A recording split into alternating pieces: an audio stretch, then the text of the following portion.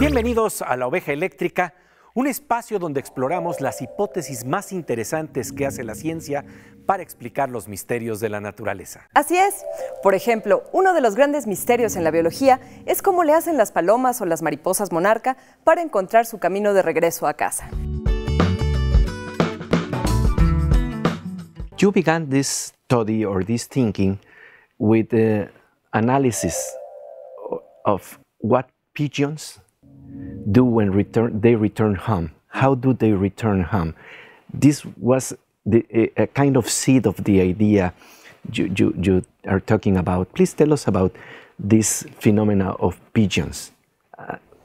Well, I've always been interested in pigeons. When I was a child, I kept pigeons at home and I tested their ability to find their way home. I took them away on my bicycle in a cardboard box and then released them. I cycled as far as I could, released them, and when I got home, the pigeons had got there first. They could fly faster than I could cycle.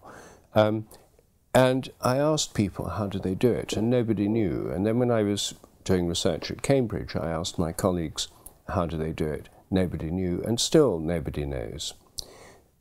Most scientists will say, well, it must be by magnetism, because everything else has been tried and it's failed.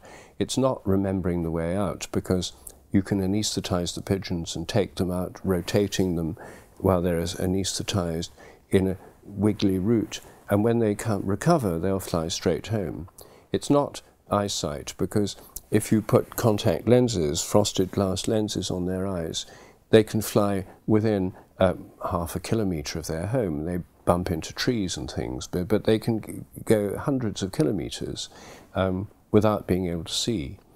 It's not the sun's position, because they can do it on cloudy days and even at night. So all these standard ideas have been tested and they've failed. So that's why most scientists now say, well, it must be magnetism. And there's some evidence that pigeons have a compass sense.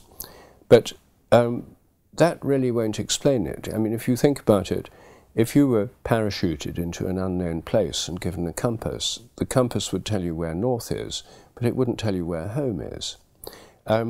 So it's simply not explained, and the same problem applies to migratory animals, insects like monarch butterflies, birds that fly from South America to North America in the spring and back again in the North American winter or autumn. So there's a huge problem here. How do they find their way? And for me, the idea that seemed most likely to explain it is that there's an invisible connection between the pigeons and their home, like an invisible elastic band, a field that links them to their home. So when they're released, they fly around and they feel a pull towards their home and they go that way because they feel this pull because of this field that connects them to the home. But none of the known fields of physics could do that. And I think this is an example of a morphic field, a kind of memory of being at the home. When they're taken away, this field that links them to their home, to which they're attached, not just to the home, but to the other pigeons within the home. When you take them away, the field is stretched, and when they're released, they feel this pull and go back home.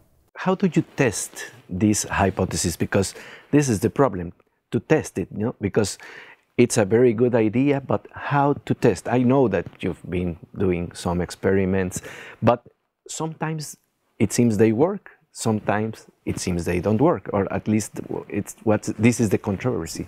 Yes, well, I mean, the hypothesis is, of course, very controversial. In the realm of human psychology, there have been quite a few tests to find out if it's easier to learn something other people have already learned. And again, the most convincing evidence, I think, comes not from my own experiments, which have been on quite a small scale, but from the observation that in standardized tests, like intelligence tests, over the 20th century, from 1918 until the end of the 20th century, in fact, right up to the present, I predicted that the average score in intelligence tests would go up, not because people are getting more intelligent, but because millions of people have done these tests, and it should be easier to do the test when lots of other people have done them.